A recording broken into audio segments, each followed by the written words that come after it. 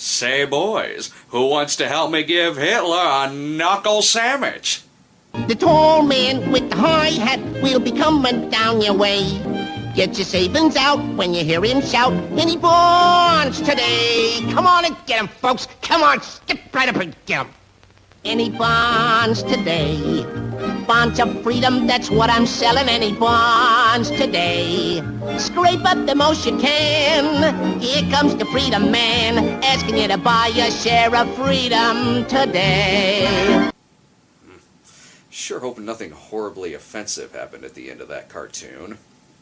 Anyway, I figured that since I went a little bit past my cutoff date in the Violent Shit 3 video, I'd balance things out by going all the way back to 1942. Dear Cinema Snob, I would like to inform you that even though Violent Shit 3 had a release date of 1999, it was clearly filmed in 1993, making it acceptable for your cutoff date. The fuck? You were the one who told me it was made in 99! P.S. Lord! Yeah. Deal with that email later. We gotta talk about a feel-good wartime action picture. The fuck? I may have used Bugs Bunny in the opening credits, but after listening to this zany music, I actually have the feeling Bugs Bunny is really in this movie. Ah! Himmel!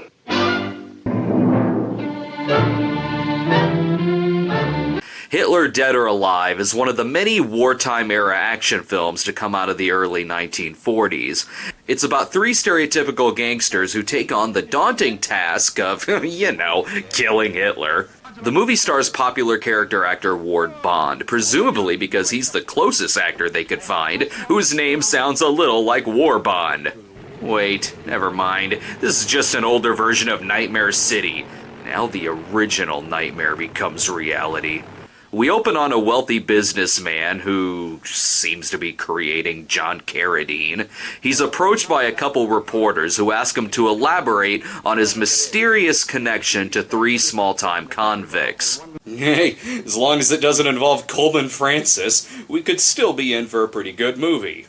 Turns out the businessman placed an ad in the newspaper offering up $1 million bounty for the capture of Hitler. I know that $1 million may sound like a small fee for the apprehension of someone as evil as Hitler, but in 1942, $1 million was today's equivalent of 587 billion swing dresses. These are our three wise guys, Steve, Dutch, and Joe. Hey, Steve, the joint's empty. Steve, why don't you forget about this? There's lots easier ways of making money. Right? You could become the Three Stooges and open a plumbing business. Is there a guy around here named Thornton? Well, Mr. Thornton's in the midst of an experiment just now. Perhaps you could call him Look, Toots, tell him he can play with his toys later. Toots?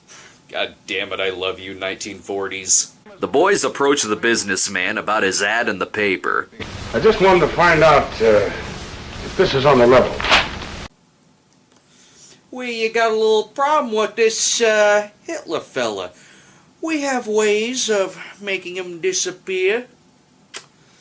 That is, if your offer still remains, shall we say, generous? I think you can consider the little guy with a trick mustache the same as with a lily in his hand right now. They even prove to the man that they are indeed convicts by showing him their own picture in the paper, which was clearly not taken only 5 minutes before they entered the office. But, Mr. Magic, it seems to me that this is slightly different than your usual operations. The guy's nothing but a mobster. He can be had. Yeah, just like a mobster, if he did drive-bys to entire countries. So anyway, while Speaker Boehner here plays with his smoke donuts, a lawyer is brought in to seal the deal. Upon being furnished satisfactory evidence that Adolf Hitler, alias Hitler, a resident of Central Europe, is dead. He wanted to keep the last name Schickelgruber, but it just didn't sound Hitlery enough. When we say Hitler, we mean the real Hitler, not one of his doubles. Damn it, I guess that rules out capturing Peter Sellers, Alec Guinness, or Anthony Hopkins. Of course, any attempt to capture Hitler has to come with a little bit of risk. What are you going to do about the language? They still speak German over there. Nothing to it, mister. We used to run a beer racket in Milwaukee. We'll get along all right. That, and this movie was made in the 1940s, where in the movies, if someone didn't speak English, they just sounded like this. Macht einen Blitzkrieg, aber Sauerkrauten mit seiner Haben der Hunderten Ninnen, mit Stammeln in der Backe, Obhassen, Emma, Guten Fluten, Bluten, Toten, mit roten Toten. The boys go off on their mission with help from the same style of montage that you'd see in a Chevrolet PSA.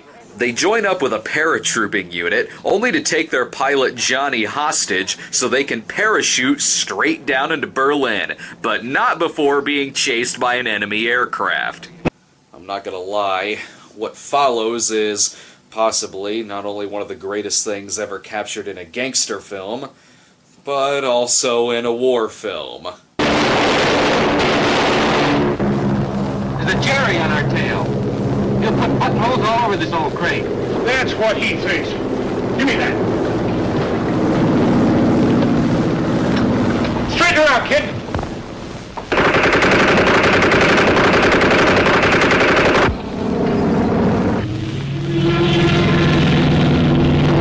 That's right, fuck drive-bys. Armed with a streetwise Chicago gangster attitude and a Tommy gun, Ward Bond was able to do a fly-by shooting on a fucking airplane. And that is how we won the war. With Tommy guns and gangsters.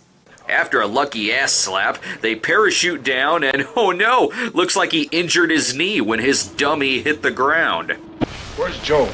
Well, the last time I seen him, he was out on a limb. Oh, I get it. God damn it, 1940s, you're starting to lose me. First things first, gotta hijack a truck. Oh, nice. They're on their way to kill Hitler, and they've captured the Ark of the Covenant.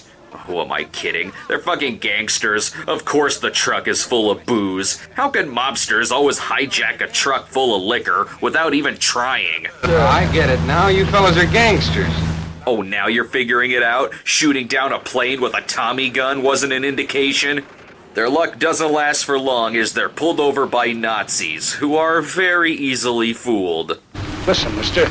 We just got information. We know that. They found your plane. We must get to your district leader at once, like prisoners under guard. Can you fix that up? Yeah. That's fine. Oh, I can see why the Nazi is starting to believe him. He's not even attempting a fake accent! The boys claim to have an urgent message for the Fuhrer, but are temporarily placed in a holding cell that's being recorded by Mr. Hahn, I don't know. Regardless, SS Officer Gullible Weiss still doesn't know if he should trust them. They are the kind of people our Führer would choose for a desperate mission. American gangsters? He confesses all of this to Ilse von She-Wolf, who sends Colonel Klink back on his way to find out which one is secretly Bob Crane. But what's this? She's not really a Nazi and wants to bring down the Reich? Wait. This movie is sort of like Inglourious Bastards. If that movie was actually written by Uncle Sam. Things don't seem too bad in the jail cell. They've got a 5-course Popeye's chicken dinner. Guess spinach wasn't the only thing delivered safely to Germany. Well, certainly them two X's ain't kisses. It's the old double cross in spades. God damn it, 1940s. I don't know what any of those words mean.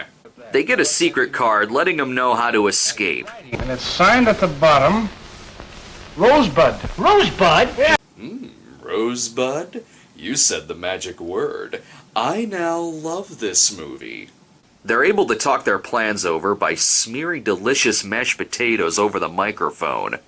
In political cell 15, microphone does not work.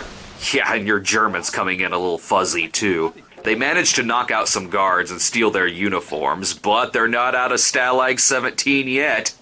What do you mean by sneaking into this office without knocking? Come here! Yes, sir. What is your name? You want to know my name? It's Frankie Ubachop. They escape with their contact, only Dutch is sadly killed by the smoke coming from his blanks. Now time to find a little safety, and to give Johnny something to wear other than fucking long johns. Elsa, meanwhile, pretends that the Americans simply took her hostage and that she has nothing to do with them. Uh-oh, this is the part where Christoph Waltz strangles her. Poor old Dutch. You just realized your friend is dead? I hope they don't replace him with Joe Besser. The boys come out of hiding when they hear the secret whistle. Yankee Doodle Dandy? Come on, how about something a little less obvious?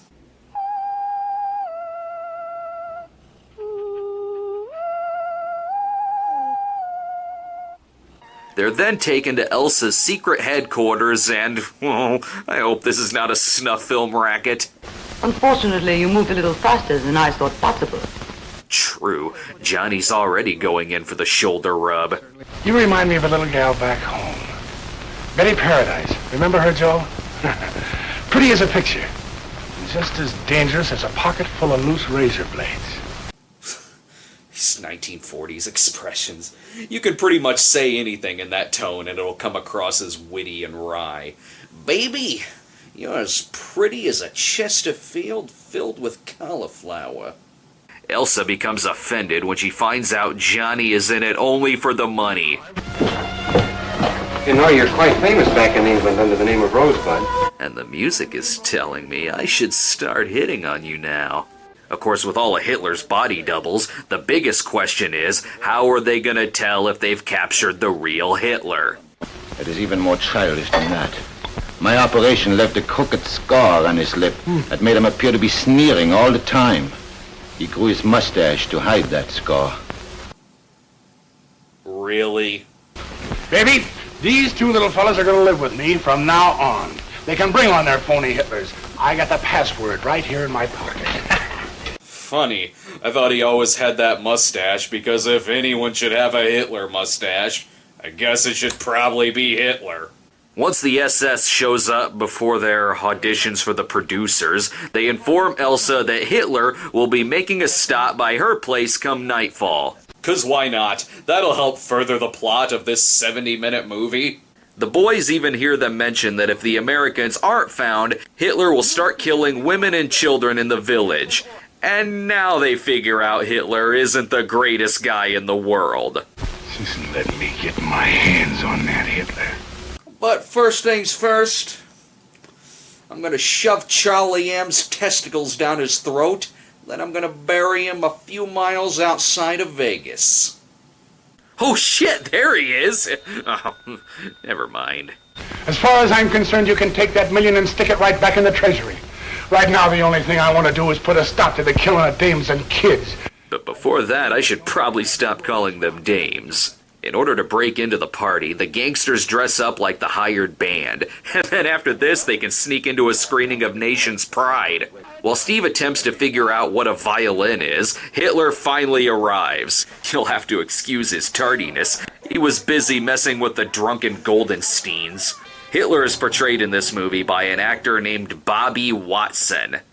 Yes, only in the 1940s could Hitler be played by a guy named Bobby.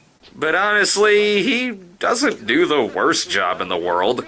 Munich, birthplace of the Third Reich. A city destined to live forever in deathless history.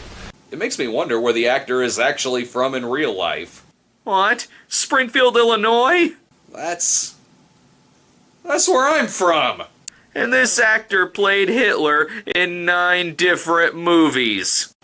So let that be a lesson to my fellow Springfield residents. If you work hard enough, you could make a career in playing Hitler.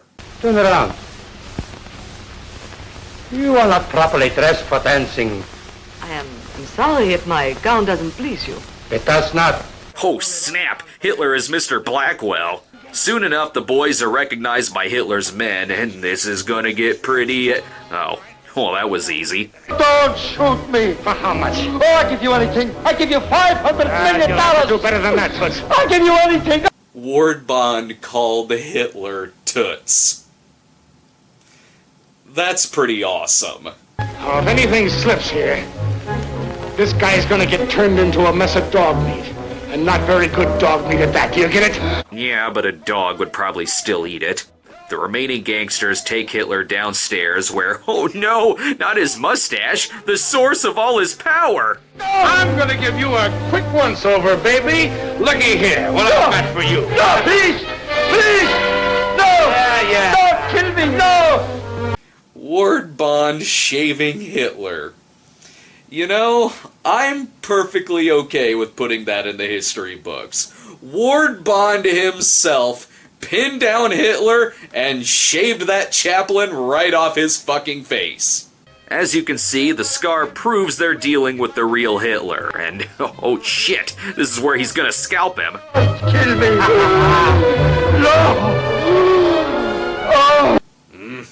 I don't know if I'd want to go around saying that I have a lock of Hitler's hair in my pocket. Apparently, Hitler's mustache was the source of his power because his own men don't even recognize him now. Of course, back then, if you took your glasses off, you wouldn't be recognized. Hitler tries to run away, but... I don't want to die!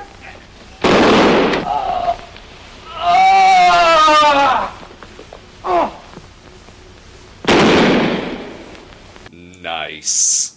After this, though, the movie gets significantly darker in its remaining minutes.